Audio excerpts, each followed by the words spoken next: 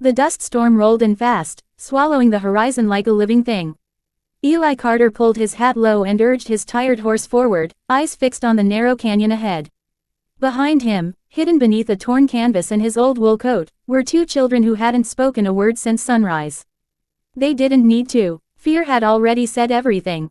They were being hunted. Eli was poor, poorer than most folks who tried to scratch a life out of this land. His boots were cracked, his coat patched more times than he could count, and the small ranch he worked barely paid him enough to eat. But when he'd found the children huddled beside a burned-out wagon 3 nights ago, he hadn't asked questions. He'd only seen their hollow eyes and the bruises on their wrists. "Please," the older one had whispered. "Don't let them take us back." That was all it took. Now the sound of distant hooves echoed through the storm, sharp and deliberate.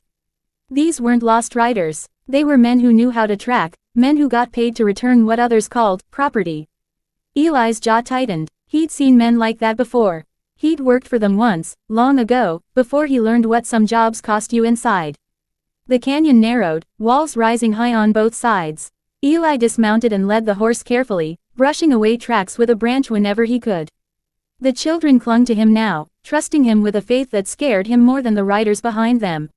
He had no money, no weapons worth mentioning, and nowhere left to run. Only stubbornness. They reached a shallow cave just as the storm began to fade.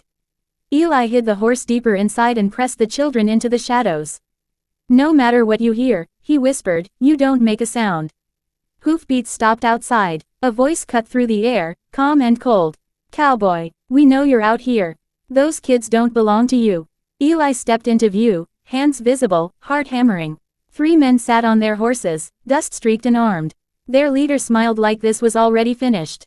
"They ain't going anywhere," Eli said. The man laughed. "You look half-starved. You really think you can stop us?" Eli didn't answer. He thought of his own childhood, of being passed from ranch to ranch, of hands that hurt more than they helped. He thought of the promise in the girl's eyes when she asked him not to let them be taken. "I ain't much," Eli said finally. "But I won't step aside." The leader's smile vanished. He raised his hand, signaling the others forward. That was when Eli moved. He whistled sharply, and the horse bolted from the cave, rearing and kicking. Chaos exploded. One rider went down hard, another struggled to control his mount. Eli tackled the third man, the 2 of them crashing into the dirt. A fist caught Eli's cheek, stars bursting behind his eyes, but he held on, grappling like his life depended on it, because it did. A gunshot cracked, echoing off the canyon walls. Silence followed. Eli lay still, breath ragged, waiting for pain. It didn't come. The leader lay unconscious beside him, weapon knocked from his hand. The other 2 men, shaken and bleeding, had already mounted up. "This ain't over," one of them shouted as they rode off. Eli didn't reply. He staggered back into the cave, knees trembling. The children rushed to him, crying now, gripping his coat like it was the only solid thing left in the world. That night, they traveled under the stars, far from the canyon. Eli gave them his last bit of food and wrapped them in his coat when the cold set in. By dawn, they reached a small town where a kind woman ran a boarding house and asked no questions. Eli told her only that the children needed safety. When he turned to leave, the girl grabbed his hand. "You didn't have to help us," she said.